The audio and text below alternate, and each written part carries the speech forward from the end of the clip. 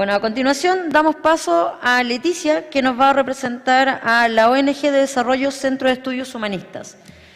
¿Gusta pasar acá adelante, donde guste, donde te sientas mucho más cómoda? Ya.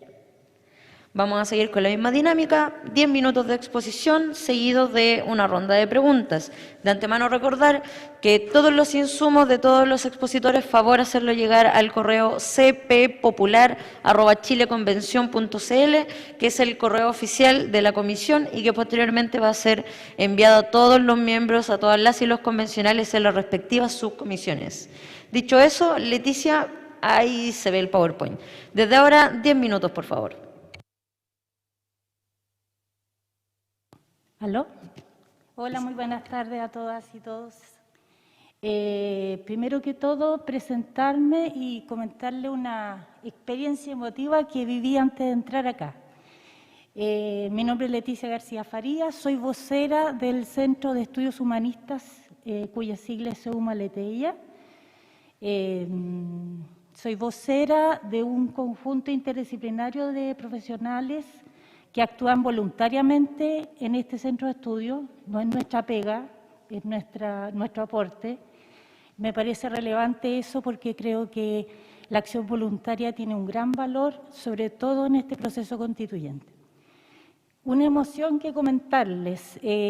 No sabía que la entrada era por atrás y no por la parte de adelante. Y resulta que acá atrás nos pasamos un grupo de locos como 3 semanas en un campamento que se llamó Campamento Dignidad el año 2019, donde la Malucha fue a actuar, estuvo cantando. Fue muy bonito estar en ese espacio y ver que ahora este espacio se haya convertido en un lugar de deliberación popular.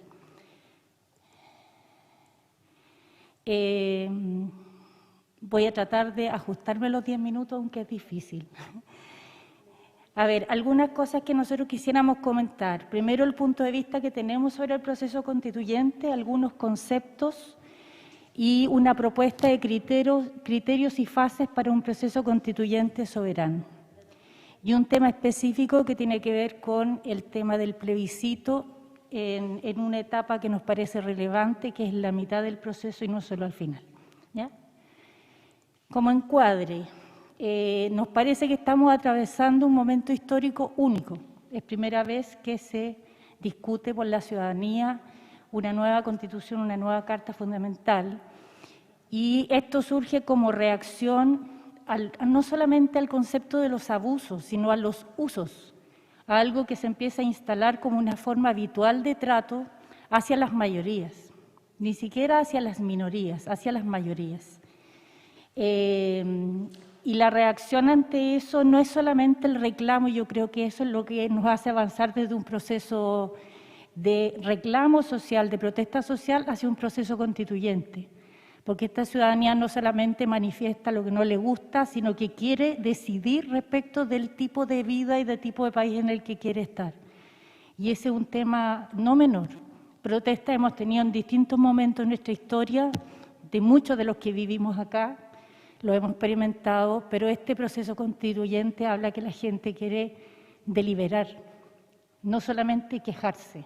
Así que eso es un tema, es un momento histórico nuevo. Desde ese punto de vista, aunque pueda resultar obvio, no hay ningún cambio profundo en ninguna sociedad que venga de arriba hacia abajo. Todos los cambios parten siempre de abajo hacia arriba. No hay legislación que permanezca si es que empieza a estar fuera del sentido común de la gente. Si la gente de pronto empieza a sentir que las leyes que los rigen son raras y no los interpretan, empiezan a pensar qué tipo de reglamentación debiera regirnos. Y eso también es un tema relevante, ¿no? No ha habido ni una ley, ni la ley de la silla, ni el hecho de que las mujeres puedan votar, porque fue un regalo de la élite. Siempre ha sido una demanda ciudadana y sobre todo organizada con otros. Así que ese también nos parece un tema importante que nos lleva a un otro punto. Gran parte de la clase política, ¿no es cierto?, acordó el famoso Acuerdo por la Paz y la nueva Constitución, en un momento que la ciudadanía estaba exigiendo asamblea constituyente, que permitió dos cosas. Por una parte, salvar al gobierno de Piñera, porque se recuperó el control político de la situación y de alguna manera se le dio un aire para que siguiera existiendo violación a los derechos humanos y cuestiones que todavía no se resuelven hasta el momento actual, ¿no es cierto? Y gente que está hoy día, que fue agredida y que lo sigue siendo en tanto no haya reparaciones, no haya sanciones a quienes violentaron esos derechos. Y asimismo, el otro tema que implicó este acuerdo dual fue el tema de un plebiscito que dijo, donde la ciudadanía planteó en un 80% que quería una nueva constitución y que lo quería a través de un órgano redactor 100% electo. Son los dos elementos que me parece salen de ese acuerdo. Para nosotros, y por eso lo estamos haciendo este encuadre, es fundamental que se entienda que convención constitucional no es lo mismo que asamblea constituyente. Creer que es lo mismo es una evidencia de que no se entiende la fractura que existió entre la élite y el gran conjunto social. Una asamblea constituyente no es simplemente un acto eleccionario, donde muchos eligen a unos pocos para que hablen por ellos. Una asamblea constituyente es el espacio de expresión y canalización de los sentires, los sueños, las demandas, la imaginación de la ciudadanía toda, de los movimientos sociales, de los territorios, de todos los sectores discriminados, ¿no? Por lo tanto, es desde allí, nos parece a nosotros, que debiera surgir un conjunto, que son los electos por nosotros, por la ciudadanía, que sea mandatado por esa sociedad para escribir, para que sea el órgano redactor de la nueva Constitución. Pero el contenido de aquella tiene que emanar de donde surge el poder constituyente originario, que es el pueblo.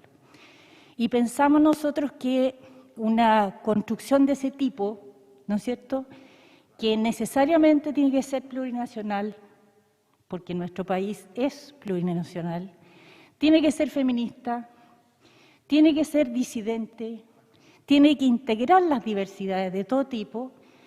Nos parece debiera centrarse el tipo de aporte en tres ejes fundamentales. Uno es la descentralización, otro es la desconcentración y la otra es la diversidad. Y aquí pongo una alusión específica que me acordé ahora escuchando a nuestros amigos que pusieron primero el PNUD. Hay un amigo mío, nuestro, de varios amigos que me están escuchando hoy día, colombiano, que murió de COVID el año pasado. Un hombre muy brillante que decía que dentro de un sistema como este hay dos elementos que son los que determinan el nivel de prioridad que se le pone a las cosas.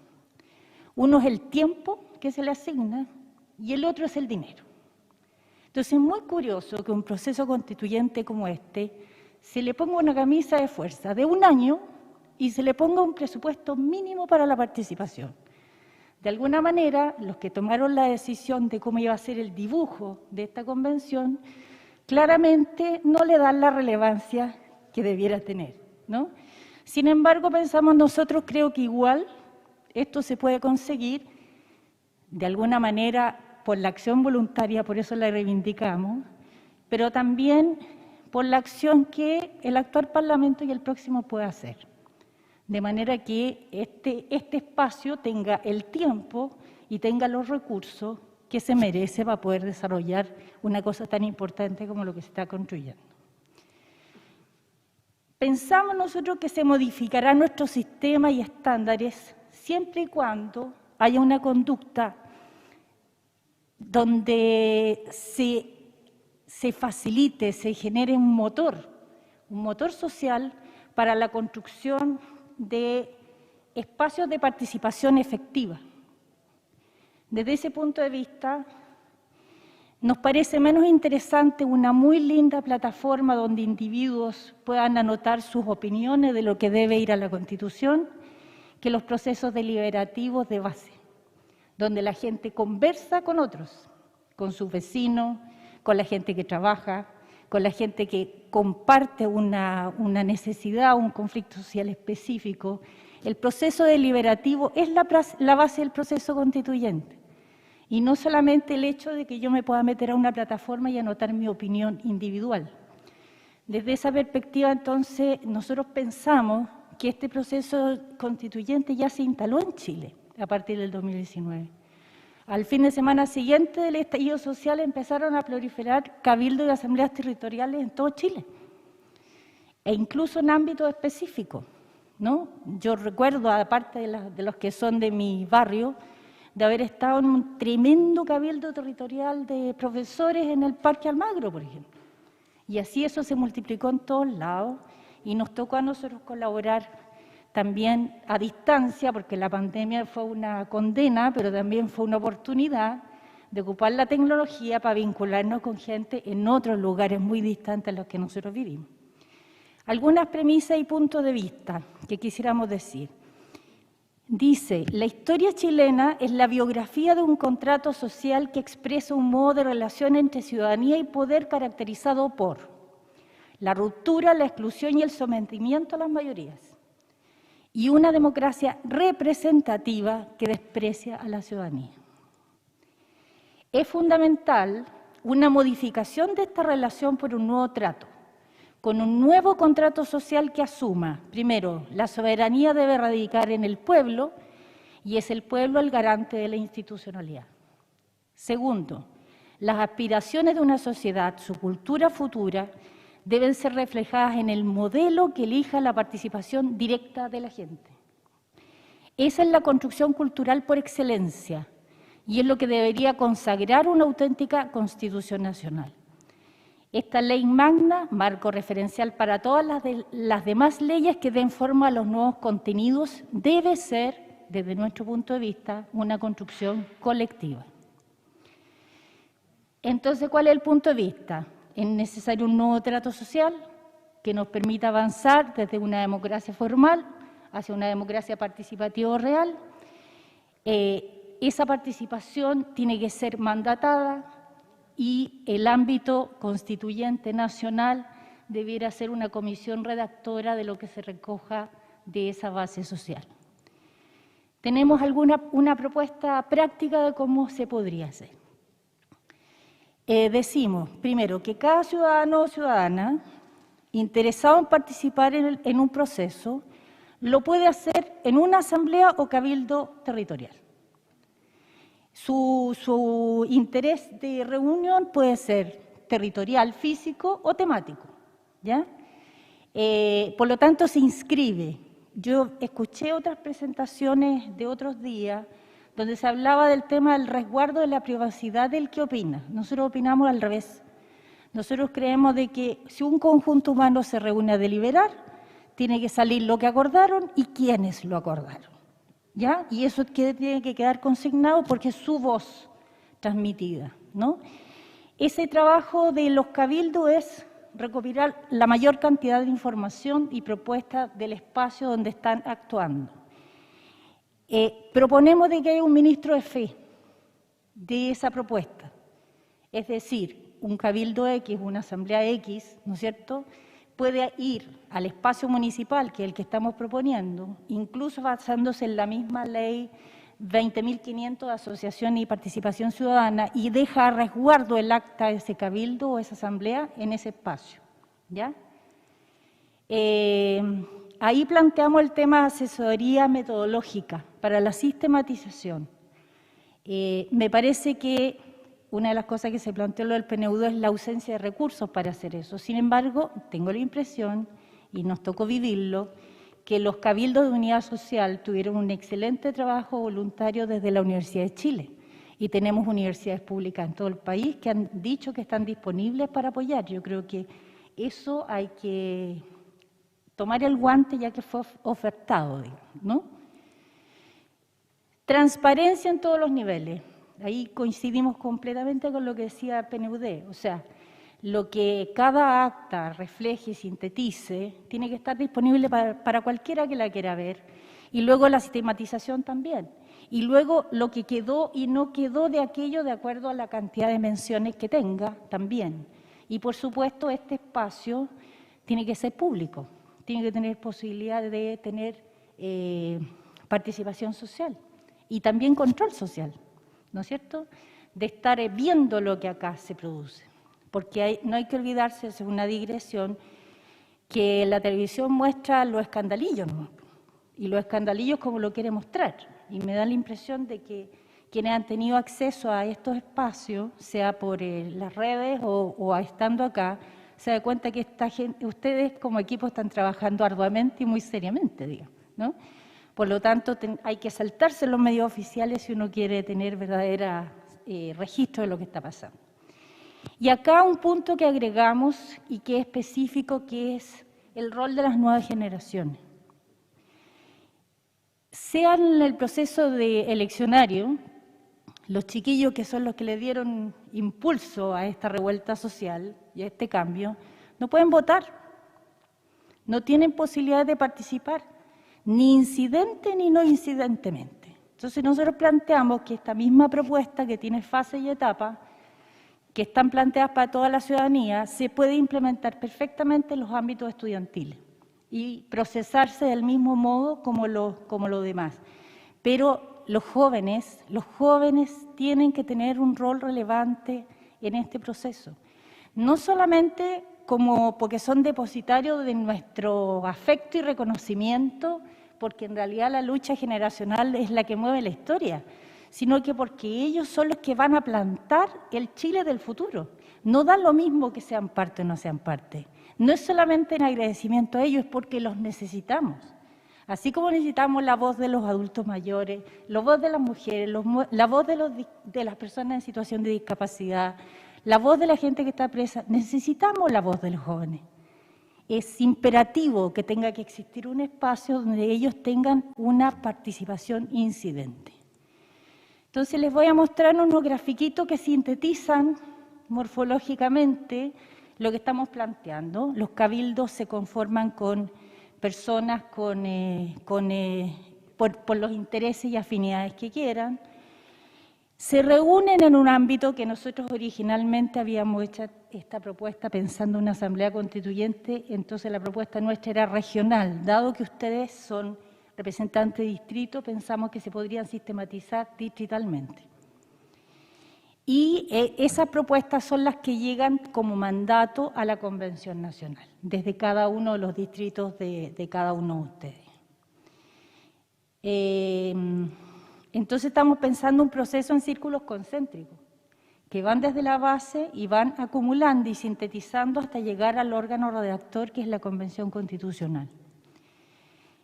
Hemos planteado algunas fases, la fase de sensibilización, que también la planteó antes el PNUD, que es un proceso que tiene que ser masivo, que creo que sería distinto a cómo se vivió el 2014 o 15, me parece, porque la sintonía no era la misma que hay hoy.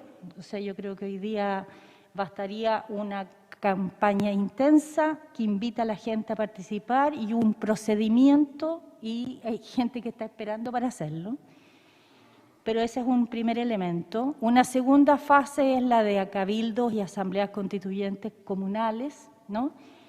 Como decía antes, que se pueden unificar por las condiciones que les parezcan, pueden ser porque conviven en un mismo espacio o porque comparten un mismo conflicto sobre el que quieren operar. Después está una fase de elección que nos parece relevante. Cada cabildo o asamblea territorial, temática o física, elige su vocero y su vocera para ir a una instancia intermedia que sería la asamblea del nivel distrital, ¿ya? Y en ese distrito entonces se hace la sistematización de las propuestas de ese distrito para hacer llegar a la Convención Constitucional, que sería la depositaria de ese mandato, de ese espacio territorial. En los tres niveles se procesa la información, se procesa sobre todo considerando aquellas cosas que son más repetidas, que son más coincidentes en la ciudadanía. Nosotros hemos planteado, no está acá, pero una suerte de cuestionario donde lo primero que se pueda discutir sean principios a la base de una nueva Constitución para que no se disperse, o sea que haya primero los elementos, lo que son los pilares de la construcción y luego se van colocando el resto de los elementos, ¿ya? Y se hace esa entrega. Y la última tiene que ver con el refrendar el texto y nosotros ahí proponemos un espacio intermedio. ¿Qué es lo que nosotros planteamos? Creemos que esta convención no puede avanzar hacia cuestiones que son derivadas de principios estratégicos que rijan transversalmente la Constitución. Y que si se produce un cuello botella, disculpen lo poco académico de mi término, eso va a impedir que se pueda hacer una traducción adecuada en el articulado de la Constitución. Por lo tanto, nosotros planteamos que si hubiese, no sabemos si va a pasar, capaz que haya una coincidencia casi perfecta, pero si no fuese así y no se llega a un acuerdo con los 2/3 de los convencionales, nos parece que la que tiene que decidir respecto de esos principios es la ciudadanía. Y que en razón de lo que esa ciudadanía decida, se hace la traducción luego a los siguientes itemizados del texto constitucional. Y planteamos un minuto para ahí, cerrar, disculpe. Estamos terminando.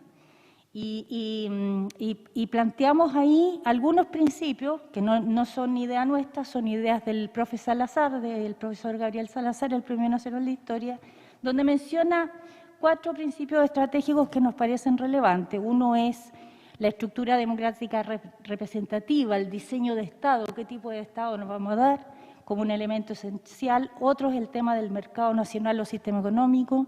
El otro es el rol de los representantes del pueblo dentro de este Estado. ¿Cómo va a ser? Va a ser democracia formal, va a haber revocación, va a haber posibilidad de participación, nos parece también esencial. Y lo último es cuáles son las bases fundamentales de una política de seguridad interior del Estado y el rol que corresponden a eso en las Fuerzas Armadas, que también nos parece clave, como elementos de principio a discutir transversalmente. Socialización de este texto, del texto definitivo acordado y el plebiscito final. Ahí hay un cuadro, una imagen síntesis de la propuesta que estamos haciendo y les agradezco mucho la atención. Muchas gracias. Abrimos la ronda de preguntas o consultas. Malú Chaptín tiene la palabra. Gracias, Leti.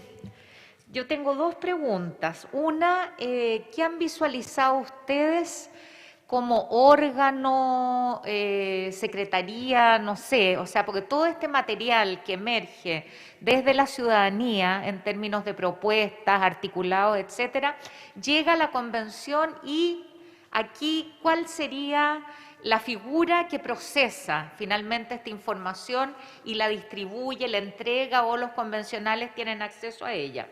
Y la otra pregunta tiene que ver con, tú hablas de una fase de sensibilización, como una campaña de difusión invitando a participar, que también podría incluir una suerte de educación popular constituyente. ¿Eso tú lo ves como paralelo al momento de los cabildos o un preámbulo a la etapa de los cabildos? Parto por lo segundo. Lo veo como previo desde el punto de vista de generar un hito de lanzamiento del proceso de participación ciudadana que tenga una fecha de inicio y una fecha de término conocida por todos y algún instrumento que unifique la discusión. O sea, ¿de qué vamos a conversar? ¿Ya? Desde ese punto hay muchos cabildos y asambleas que tienen mucho avanzado, pero necesitamos tener elementos que unifiquen porque si no después no se puede procesar. Y por eso es que proponíamos nosotros un instrumento que tenga primero a la base los principios y luego otras cosas. Y respecto a la segunda pregunta, nosotros creemos que los voceros del nivel comunal, los voceros de cada asamblea territorial, son ellos los que trabajan en la sistematización de las propuestas del distrito y que tienen un equipo asesor que, dado que no hay recursos, podría ser apoyarse en las instituciones públicas del Estado del nivel de universidades para el sistema, la parte más metodológica de la sistematización, de manera que a cada constituyente le llegue la propuesta de su distrito estructurada, ¿ya? Exacto. Entonces, luego este constituyente es el que llega a este espacio, ¿no es cierto?, y intercambia con otro. Y va a pasar que, como hay varios constituyentes del mismo distrito, van a tener el mismo mandato todos. Así que pensamos nosotros que ponerse de acuerdo podría ser incluso más fácil. Y en este espacio específico pienso que una secretaría metodológica que ustedes designen y que ojalá pueda integrar a algunos de los que participaron en el proceso anterior sería óptimo para hacer la última unificación. Muchas gracias. ¿Otra pregunta o consulta de alguno de las o los convencionales que están presentes o en Zoom? Bien, entonces damos por cerrada la presentación del Centro de Estudios Humanistas. Los despedimos con un gran aplauso. Muchas gracias.